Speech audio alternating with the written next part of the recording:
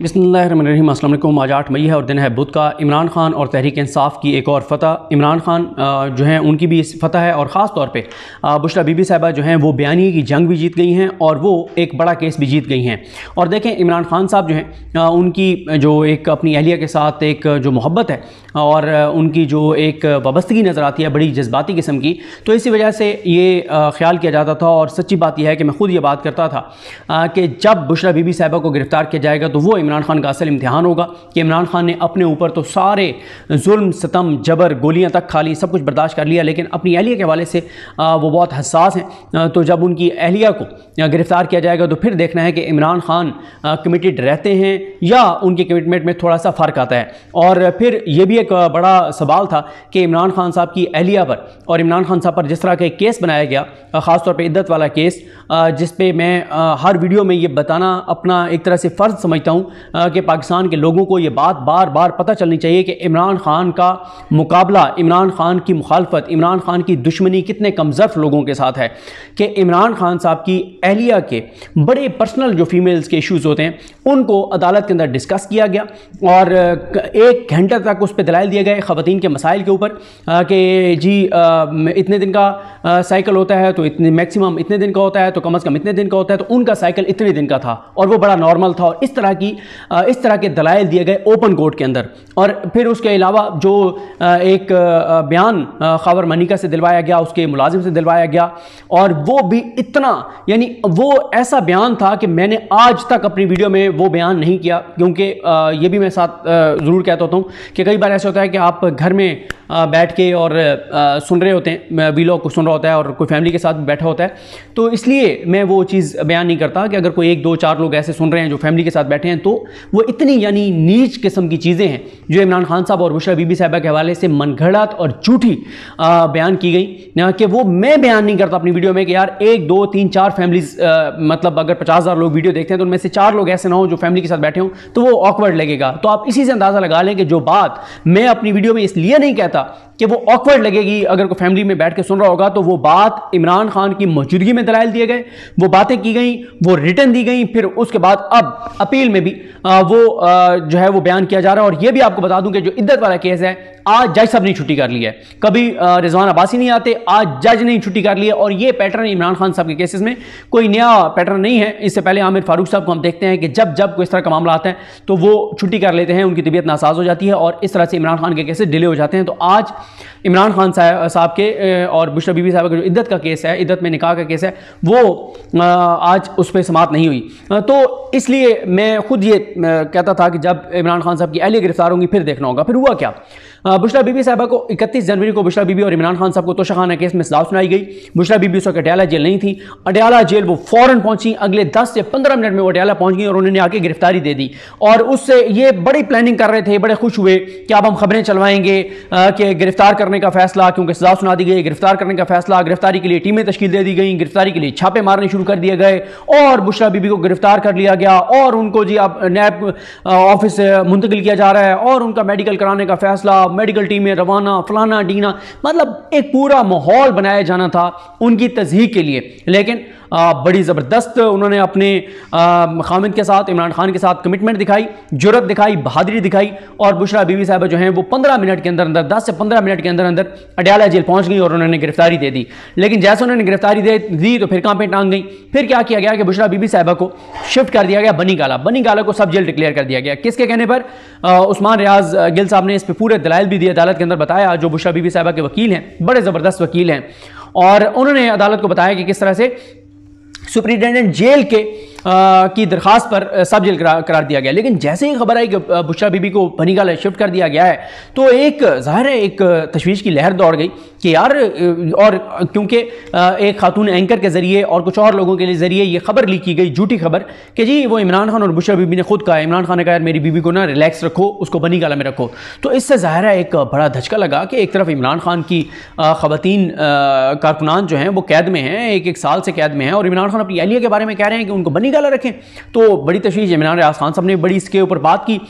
लेकिन फिर अगले ही दिन ये खबर आ गई और उसी दिन खैर लीगल टीम ने तो बता दिया था, लेकिन अगले दिन बुशरा बीबी साहब और इमरान खान साहब की तरफ से आ गई कि कोई दरखास्त नहीं की गई, ना वर्बल ना रिटर्न, और बल्कि बुशरा बीबी साहबा ने कहा कि मुझे आम खवातीन कैदियों की तरह अडयाला जेल में रखो।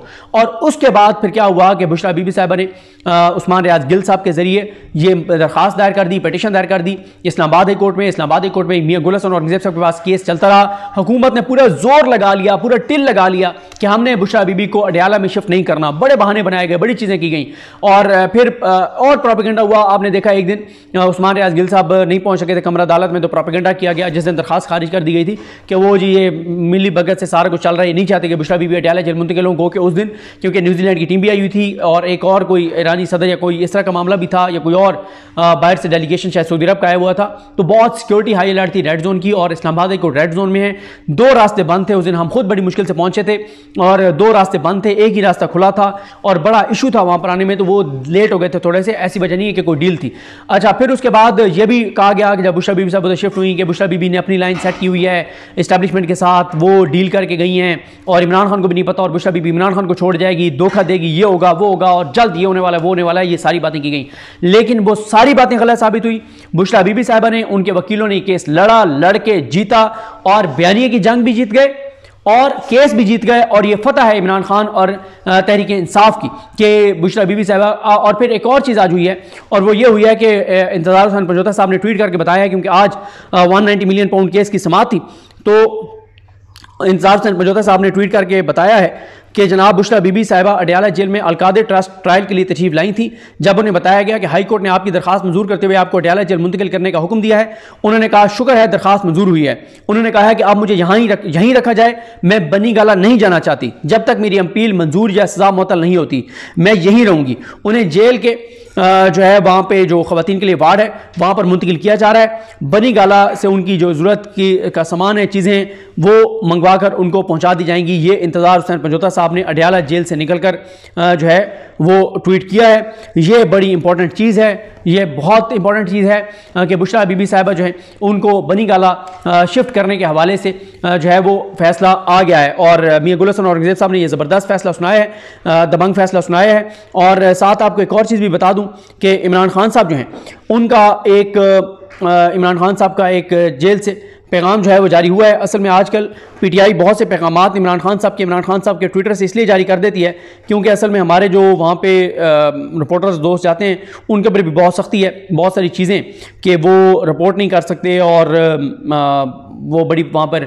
सख्तियाँ भी हैं, पाबंदियाँ भी हैं, कुछ फासला भी बढ़ा दिया गया है ताकि वहाँ पे इमरान खान साहब की आवाज़ ना पहुँचे।